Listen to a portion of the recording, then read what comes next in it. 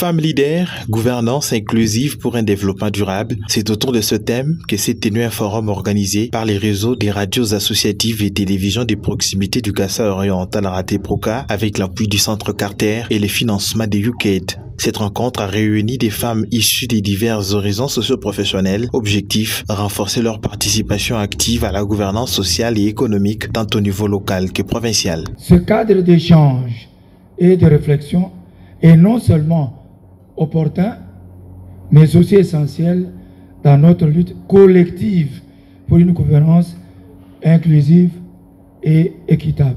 La participation effective des femmes à la vie publique, politique et économique n'est plus un choix, mais une exigence de justice, d'efficacité et de durabilité. 3 exposés majeurs ont ponctué la journée. Gertrude Ondaya, activiste des droits des femmes et présidente du CEFIDE, a ouvert la série en abordant les perspectives des genres et les relations intergénérationnelles entre femmes comme levier pour une gouvernance inclusive à la base. Nous avons présenté les liens intergénérationnels qui doivent y avoir entre les femmes pour qu'elles puissent prendre part ou participer effectivement à la gouvernance locale.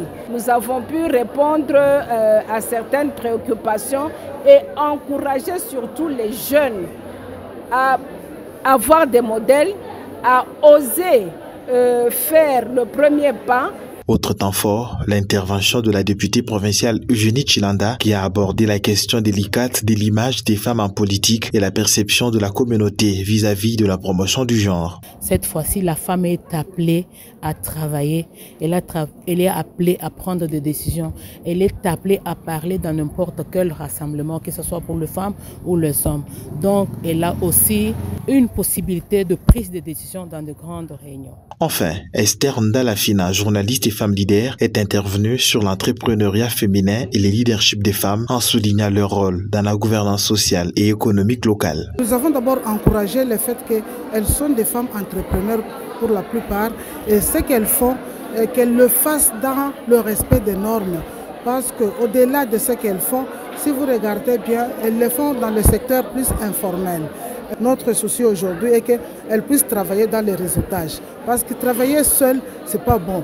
Il faut qu'elles puissent arriver à travailler dans les réseautages pour qu'elles aillent de l'avant. Les expériences des autres peuvent les aider à s'épanouir et aussi à développer leurs activités génératrices de revenus. La salle a ensuite été le théâtre des débats parfois houleux entre participantes et intervenantes, mais à l'arrivée, des recommandations fortes ont été formulées. Mieux, une note de plaidoyer pour porter la voix des femmes jusqu'aux instances décisionnelles. J'ai été marquée par les différentes interventions qui ont touché particulièrement les femmes et surtout les femmes entreprenantes.